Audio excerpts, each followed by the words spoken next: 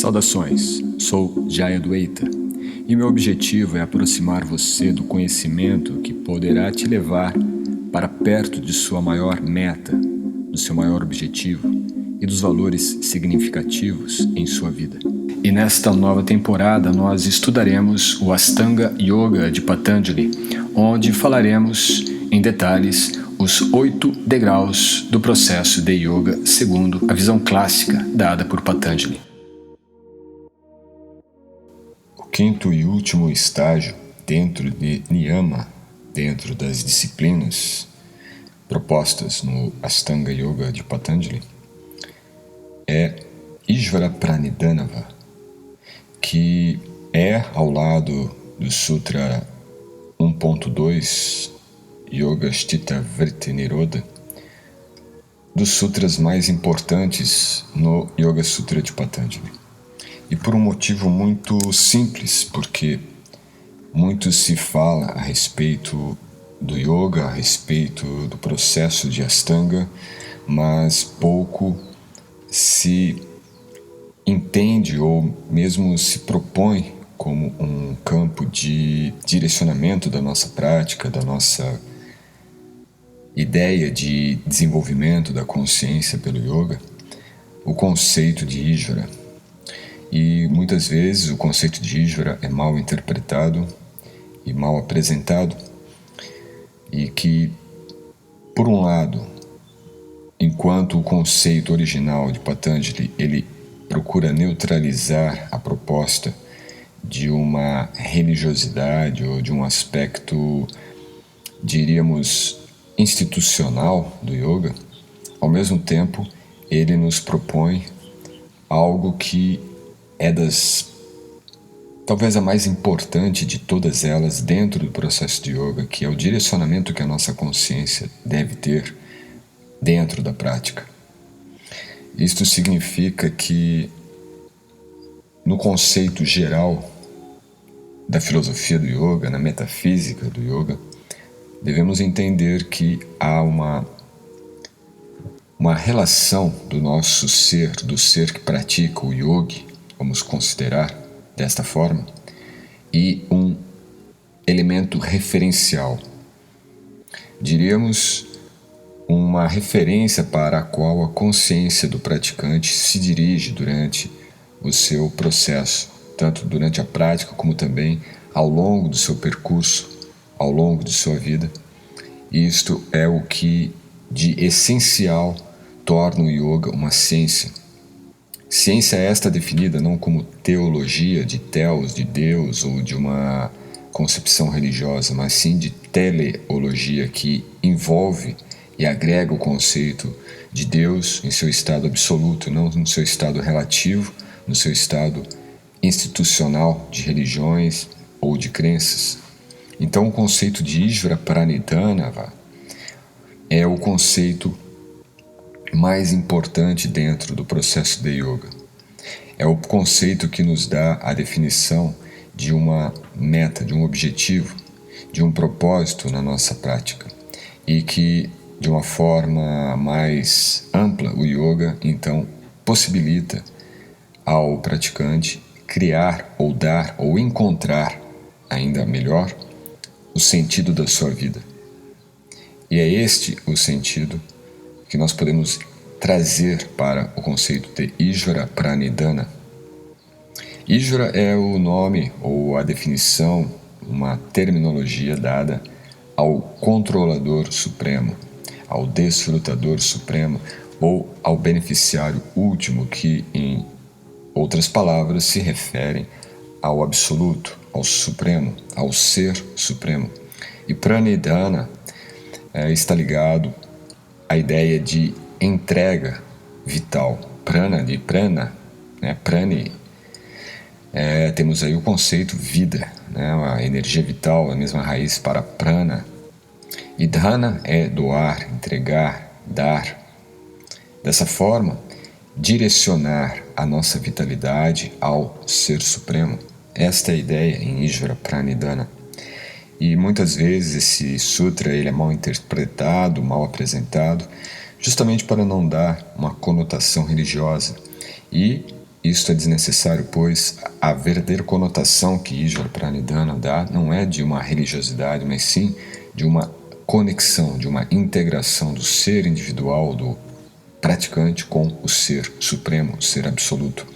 E nós temos no nosso conceito geral, né, tudo que se refere ao divino, se refere ao absoluto, geralmente ao o lado pejorativo que a religião ganhou, e que isso se deve a fatores culturais, fatores sociais, fatores até mesmo filosóficos de um contexto materialista, e que deturpou a ideia da religiosidade, e isso ao longo da história também veio sendo manchado, e não se deve considerar esse aspecto religioso no aspecto Ishvara Pranidhana presente no yoga, porque são questões e são parâmetros totalmente diferentes e até mesmo opostos em algum sentido. Então, na última etapa de Niyama, né, nós vimos em Yama 5 estágios, ou 5 elementos que compõem ali a estrutura de Yama, as regulações que nós devemos seguir, e agora, no 5º estágio de Niyama, as disciplinas que nós devemos executar, nós então podemos considerar alguns pontos importantes e que irão constituir o conceito de Ishvara Pranidhana. Já nesta etapa do Astanga Yoga, o praticante deve estar preparado para abandonar a sua ilusória identificação corpórea. Porque quando nós entramos no processo de asanas, geralmente nós iniciamos asanas sem nenhuma concepção real da nossa identificação ilusória com o corpo. Muitas vezes até chegamos lá com ênfase ainda mais acentuada sobre o corpo. Então, Yama e Niyama são essenciais para a nossa prática, para o nosso desenvolvimento, antes mesmo de iniciarmos a prática de asanas. Nós devemos compreender alguns fatores, alguns elementos que constituem a nossa personalidade, antes mesmo de começarmos a estruturar a nossa concepção egóica sobre o corpo. Deixar o falso ego e aceitar um ser supremo, a quem temos que aceitar como superior a nós mesmos, ao nosso insignificante ego, esse ego denso, grosseiro, é algo muito difícil para algumas pessoas, mas extremamente necessário para quem quer avançar no caminho do yoga, no seu processo de autodesenvolvimento pelo yoga, como ele realmente é. Nós podemos até deturpar um pouco, né, e tornar o yoga adequado ao que nós gostamos, ao que nós achamos que ele deve ser. Mas quando nós pensamos no yoga como ele realmente é, nos seus princípios, devemos entender que não é aleatório o processo de yoga dentro do Astanga de Patanjali, mas que existem etapas, degraus. Yama, Niyama é a base de toda esta escadaria. Patanjali, em seu Yoga Sutra, no primeiro pada, no verso 23, ele enfatiza esta definição de Ishvara Pranidhana com Ishvara Pranidhana Avad. E a tradução realmente dada a esse aforismo, a esse sutra, é entregar-se por completo à suprema divindade. Também é enfatizado no capítulo 2, no segundo pada, o Sutra 45, onde se diz que Samadhi Siddhir Ishvara Pranidhanat. A perfeição do Samadhi é a rendição completa à suprema divindade. Então observe que ele coloca 2 vezes o conceito Ishvara Pranidhana. Não é algo apenas gramatical, mas é realmente um conceito técnico, podemos entender, no Yoga Sutra. E aqui é até mais enfático, né, porque Samadhi é o estágio último do Astanga. É quando ocorre a nossa reintegração de consciência com o Supremo. Siddhi, de perfeição. Então a perfeição desta reintegração é justamente Ishvara Pranidhana. O momento em que nós assumimos essa postura, esta atitude de estarmos entregues, rendidos ao Supremo. Aqui entregues no sentido de dependência. E há uma lógica, uma certa dialética, né? Uma oposição de conceitos quando nós pensamos que sermos independentes da energia material implica em sermos dependentes desta concepção de Ijara Pranidhana. Então, Ijara Pranidhana torna o yogi independente da matéria, independente das causas materiais, independente dos condicionamentos e identificações ilusórias com a realidade material. Não significa um desprendimento, um esvaziamento da matéria ou mesmo uma negação da matéria, mas sim uma integração plena e real da nossa existência dentro desta condição material, sem a identificação no sentido de não estarmos presos às implicações que a natureza material nos causa, como o nascimento, o envelhecimento, o adoecimento e a morte, que são as 4 etapas básicas da existência dentro da matéria. Então a compreensão de Ijara Pranidhana nos dá também a compreensão de que nós somos seres eternos e estamos numa eterna relação com o Ser Supremo. Por isso a perfeição de Samadhi é esta rendição ao Supremo. Porque chegar numa perfeição do Samadhi sem esta concepção metafísica da relação com o Supremo, na verdade, é apenas uma ideia, um fenômeno psicológico de tal Samadhi e não realmente uma experiência espiritual, uma experiência metafísica deste Samadhi. Entregar-se numa atitude de rendição ao Supremo é muito difícil para quem ainda não tenha desenvolvido pelo menos uma pequena centelha de amor pelo Supremo. O amor que é algo tão caro para nós hoje em dia, e talvez sempre tenha sido, né, de acordo com as canções românticas, os trovadores. Este amor, na verdade, é o amor ainda básico, carnal, fruto da paixão. Aqui o conceito de amor ele é muito mais puro e elevado. É aquele amor que muitas vezes se manifesta na relação de amor entre mãe e filho. E aqui a relação de amor entre alma individual e a alma suprema. A relação de amor que nós, como seres criados pelo Supremo, temos naturalmente por Ele e que pode estar adormecido ainda em muitos de nós. E o yoga, nesse aspecto de Ijara Pranidhana, busca resgatar este amor, esta natureza intrínseca do ser, em amar ao Supremo. Porém, para amá-lo é necessário conhecê-lo, e para conhecê-lo dependerá muito do estágio anterior. O estágio anterior é Swadhyaya, que nós vimos no podcast anterior. Ou seja, nós precisamos conhecer o Supremo para que possamos desenvolver o interesse de amá-lo. Ninguém ama algo ou alguém sem conhecer antes. E o Swadhyaya é justamente o autoestudo para conhecer Deus, e não conhecer Deus em nossa personalidade, mas conhecer Deus como o elo de integração ao qual nós pertencemos, o elo de ligação ao qual nós direcionamos de forma assertiva a nossa existência, o sentido real de nossa vida. Então, quando nós entendemos esse verdadeiro sentido da nossa vida, naturalmente nós buscamos, então, esta rendição ao Supremo. E isto resulta do amor desenvolvido por aquele objeto que nós passamos a conhecer, esse objeto de referência, esse objeto referencial absoluto, transcendente, metafísico, que é Ijara. Estudar as escrituras como uma pessoa autorizada e conhecedora profunda das escrituras autorizadas, um mestre ou um guru, será fundamental para que se possa alcançar esse estágio último de niyama, dessa disciplina, porque Ijara Pranidhana não é um fenômeno que ocorre ao acaso, mas é o resultado de uma disciplina, de estarmos durante a nossa prática direcionando as nossas ações da fala, dos pensamentos e mesmo do corpo para Ijara Pranidhana. Então esta prática, essa disciplina aos poucos se concretiza no desenvolvimento do amor ao Supremo. Assim, este é o último estágio para o yogi, que deseja abandonar os apegos materiais e proteger-se dos perigos da vida humana.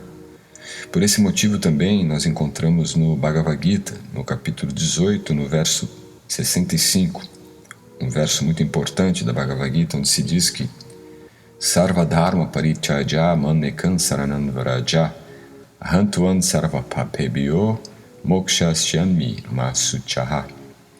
Abandone todas as suas ocupações materiais e simplesmente renda-se ao Supremo. Renda-se a mim.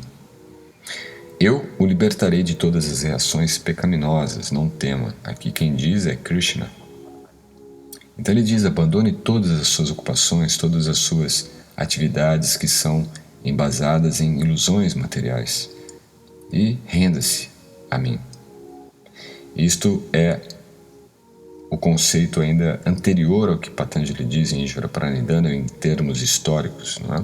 Porque o Bhagavad Gita é anterior ao Yoga Sutra. Mas Patanjali então ele sintetiza todas essas 4 linhas do verso original do Bhagavad Gita em apenas uma linha, em apenas 2 palavras e um complemento. Ishvara Pranidhana, vá.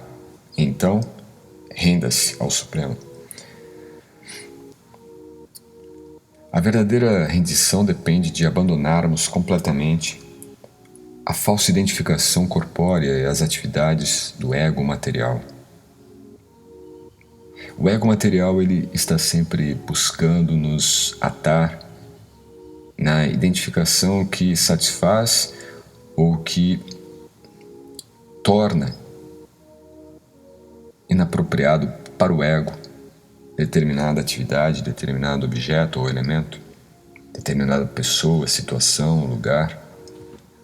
Então é o ego que nos lança ao apego e à aversão. E a condição de apego e aversão na nossa vida é muito limitante, é muito sofrida, né? Uma hora nós estamos bem, outra hora nós estamos mal, algo nós gostamos, outro nós rejeitamos. É uma vida muito parcial. Para isto, utiliza-se tudo para o prazer do Supremo, com uma visão espiritual, porque tudo está relacionado ao Supremo. Não existe nada que não esteja vinculado ao Supremo. Desse modo, Ishvara Pranidhana não significa algo externo ou mecânico, mas um sentimento e atitude interna de entrega completa. E não é um sentimento apenas emocional. É um sentimento de atitude, é um sentimento de natureza intrínseca do nosso ser. Não é um sentimento apenas como numa consciência romântica, num romantismo sonhador. Não. É o sentimento que brota da alma.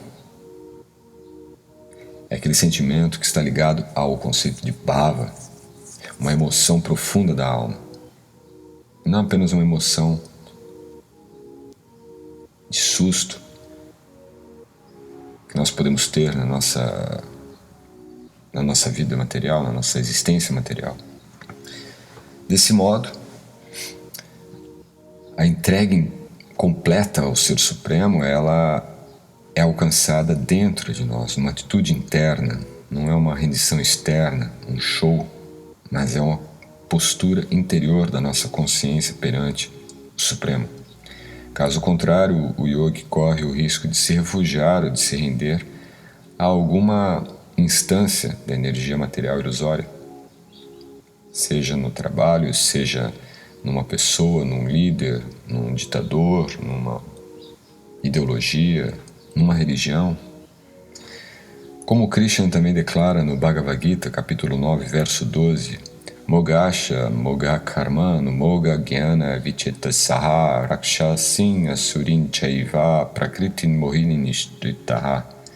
Aqueles que estão perplexos deixam-se atrair por opiniões demoníacas e ateístas. Estando mergulhados nessa ilusão, suas esperanças de liberação, suas atividades fruitivas e o seu cultivo de conhecimento são todos destroçados. Então a perplexidade material nos leva a sair, a nos sentirmos atraídos e a sermos levados e aceitarmos opiniões que são demoníacas, ateístas, materialistas. Dada a perplexidade, nós não entendemos o sentido da vida, então nós buscamos alguma solução, e todas as soluções materiais, muitas vezes, elas estão embasadas ou no materialismo ou em suas vertentes demoníacas e ateístas. E isto é um oceano ilusório, uma condição ilusória da nossa consciência. E nesta condição, nós podemos perder completamente a possibilidade de nos libertarmos da condição material, dos enredamentos materiais, ilusórios. E dessa forma, as nossas atividades benéficas, nossas atividades visando o desenvolvimento espiritual podem ser completamente perdidas. Então, diante da perplexidade, nós temos que buscar apenas a rendição ao Supremo, a prática contínua, o estudo adequado, a orientação de alguém autorizado nas escrituras do yoga, nas escrituras védicas, nas escrituras de conhecimento metafísico, e não buscarmos soluções, por exemplo, no próton nihilus, na partícula divina. Isso tudo é concepção materialista, física, mundana, conceitos materiais de Deus, que na verdade são apenas especulações da mente humana. Portanto, o yogi deve render-se ao Supremo, refugiando-se na potência espiritual do Supremo. Após esta rendição, o yogi dedica todas as suas atividades, pensamentos, sentimentos, desejos e inteligência ao Supremo. E isto é a perfeição da vida. Após esse teste, o yogi pode realmente ser considerado um verdadeiro yogi. Embora já em Yama se faça necessário o cultivo de Bhakti, o conceito de devoção ao Supremo, é justamente nesse momento do processo que o yogi desenvolve a sua devoção natural pela superalma. Então aquele elemento ahimsa, a não violência, que é o primeiro yama, ele está diretamente ligado ao último niyama. Ahimsa está ligado à rendição ao Supremo. Se nós cometemos algum tipo de violência, dificilmente nós vamos nos render, nos dedicar ao Pai, ao Criador daquele objeto, daquele ser ao qual nós debutamos violência. Então há um processo. A não violência não está ali como um elemento apenas decorativo no yoga. É um processo. A partir desse ponto, sem devoção, nenhum progresso mais é possível, segundo o próprio Patanjali. Não existe o samadhi perfeito se não houver Ijvara Pranidhana, o que nos leva a concluir que Yama e Niyama são disciplinas que ajudam a modelar o caráter do yogi para que ele possa naturalmente sentir atração amorosa a Deus, ao Supremo.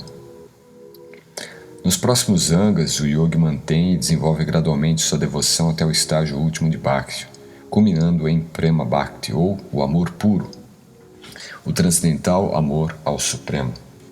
A semente que foi plantada em Yama e Niyama cresce nos próximos degraus até que a consciência do yogi se absorva na forma pessoal da verdade absoluta, a meta de todos os grandes yogis. Esse também é um objetivo extremamente elevado, mas que também está confirmado no Bhagavad Gita, no capítulo 12, versos 6 e 7, cuja tradução é a seguinte: mas aqueles que me adoram, abandonando todas as atividades por mim e não se afastando de sua devoção por mim, ocupando-se em serviço devocional e sempre meditando em mim, tendo fixado suas mentes em mim, a eles eu sou o pronto salvador do oceano de nascimentos e mortes. E também no Bhagavad Gita, capítulo 9, verso 34, ocupe sua mente em pensar sempre em mim, torne-se meu devoto, ofereça-me reverências e me adore, estando absorto por completo em mim, com certeza você virá a mim. Esta atitude de rendição é o que há de mais elevado e sublime para a Jivatma, a alma espiritual. individual, pois após milhões de nascimentos ela pode aparecer e reaver esta conexão esquecida por parte dela. E essa tendência de se render é natural à alma espiritual. Portanto, o yogi rende-se à pessoa suprema e não à sua energia ilusória, Maya. A própria suprema personalidade de Deus, ou Ishvara, se autodefine no Bhagavad Gita, capítulo 15, verso 18. Porque sou transcendental, situado além do falível e do infalível, e porque sou o maior, sou celebrado tanto no mundo quanto nos Vedas como a pessoa suprema. Uttama significa aquele que está situado acima de qualquer condicionamento material. Paramatma. Conectar-se ou render-se a esta consciência ou este ser supremo significa restabelecer a sua eterna relação com o yoga, o senhor do yoga, e ao mesmo tempo tornar-se também transcendental à influência do condicionamento material, alcançando a perfeição. Perfeição essa definida como Nitya Siddha, a perfeição eterna, que é uma característica da alma. Mas o que vem a ser então rendição? Vamos pensar um pouco. Rendição significa que, em lugar de trabalhar para a satisfação dos próprios desejos pessoais, o yogi se ocupa por completo em agradar ao Supremo diretamente, segundo seus próprios desejos íntimos, não os desejos do yogi, mas os desejos do Supremo. Como que o Supremo coloca algumas condições, algumas situações em nossas vidas, é justamente o que vai nos delimitar, criar uma trilha na qual o nosso processo estará sempre evoluindo para este processo de reconexão com o Supremo.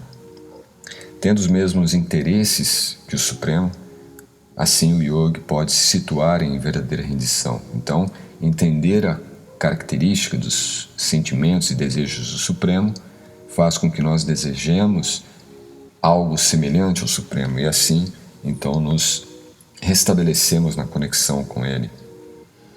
Isto é confirmado numa outra escritura dos Vedas, principalmente no Srimad Bhagavatam. No terceiro canto, capítulo 29, verso 33, existe um termo dado como Akartur Samadarshanat. Esse Akartur Samadarshanat é que o natural do ser é render-se ao Supremo. Akartur. Akartur indica aquilo que está extremamente natural, aquilo que é já do ser, aquilo que não é antinatural do ser.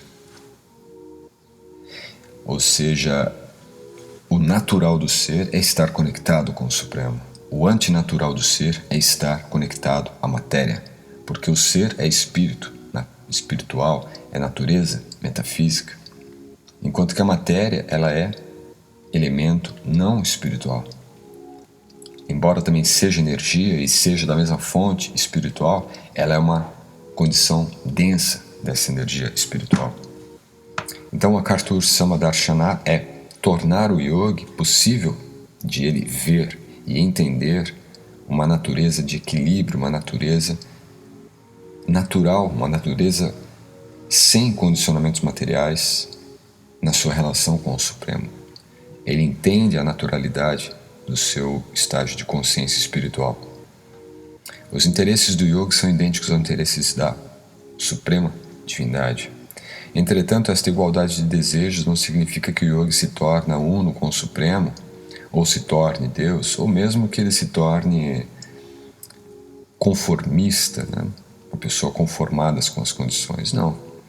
A palavra Akartur indica sem sentido de propriedade também. Nós não somos proprietários de nada e o Supremo, ele também não é assim o nosso proprietário, é apenas uma relação de amor. Isto implica reciprocidade amorosa, Bhakti. Reciprocidade implica individualidades separadas. Não existe reciprocidade se um se sobrepõe ao outro.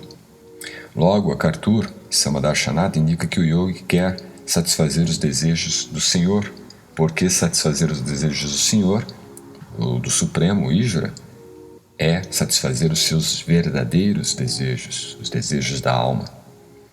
Como, por exemplo, a mãe que quer servir o seu amado filho. Ela não quer satisfazer o filho apenas por um interesse pessoal. É porque isso é natural dela e é o interesse mais íntimo da sua alma. No mesmo verso citado há o termo Mayi Sannyasta Karmanaha, indicando que todas as atividades que o yogi realiza são dedicadas ao Supremo. Srimad Bhagavatam 10, capítulo 2, verso 32 declara também que Aruhya Krichena Param Padam Tata Patanti Ado Nrida Yasmat Angrarayaha. Isso significa que se o yogi abandona seu refúgio aos pés de lótus do Supremo e tenta avançar espiritualmente através de sua própria determinação e ímpeto, certamente acabará caindo novamente na plataforma de atividades materiais, mantendo-se fiel à sua própria força falível. Quer dizer, não há qualquer tipo de possibilidade de evoluirmos espiritualmente sem Ijura Pranidhana. Também existe um outro trecho desse mesmo verso que é Anadrit Yasmat Angrayaha. Este termo indica que aquele que abandonou o refúgio supremo. A verdadeira rendição nunca resulta em abandono. Se eu me rendo agora e depois abandono é porque a minha rendição não foi completa. Render-se só tem significado quando ocorre inteiramente. E por isso também que Krishna afirma no Bhagavad Gita que Bhakti é fácil e agradável de ser praticado. Não é nada complicado e não se necessita de muito esforço para praticar Bhakti.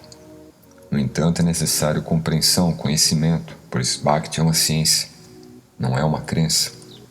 Tudo que é realizado de maneira forçada acaba sendo superficial. E crer num refúgio material e render-se a ele requer muito esforço desnecessário, como enfatiza os termos Aruhya Krichena. Portanto, mesmo que pareça ser muito difícil render-se ao Supremo, ainda assim o yogi deve dedicar-se com afinco em depender por completo da proteção da super-alma, do Ser Supremo. Tentar viver de maneira independente dentro do mundo material é uma grande atitude falha, uma atitude cega do falso ego. Nesta etapa do Astanga Yoga, o que há de mais difícil é justamente abandonar o falso ego, que, embora seja a causa de todo tipo de sofrimento, faz a entidade viva condicionada a pensar que conseguirá em algum momento ser feliz sem se dedicar em satisfazer o Supremo. Renunciar ao falso ego é a verdadeira e única renúncia. Por isso a nossa dificuldade. Abandonar, renunciar, se sobrepor ao próprio ego é uma tarefa difícil. E sem deixar o falso ego, ninguém consegue progredir seguramente no caminho do yoga. E deixar no sentido de se sobrepor a ele, de corrigir o nosso ego e de não nos identificarmos com as projeções que ele faz da realidade na qual nós vivemos. As considerações que ele coloca em relação àquilo que acreditamos. E as limitações que ele impõe diante da determinação que nós assumimos em realizar a nossa verdadeira identidade espiritual. Realizar tudo isto é, então, Ijura Pranidhana. E para evoluir no yoga e podermos sim transitar para o estágio de asanas, que é o que nós veremos no próximo podcast, quando entraremos então na continuidade dos angas do Astanga Yoga de Patanjali, nós veremos que é necessário então ter pelo menos uma prévia deste conhecimento em Yama e Niyama. Por isto, se você não acompanhou os podcasts anteriores, nossos episódios anteriores, é importante que você faça. São 10 episódios no qual nós temos então uma definição da base do desenvolvimento ético, desenvolvimento moral, desenvolvimento dos princípios que compõem a qualidade de consciência que nós devemos ter para iniciarmos a prática de asanas, pranayamas e, consequentemente, progredir até samadhi. Por isto, aguardo você no próximo podcast. Namaskar.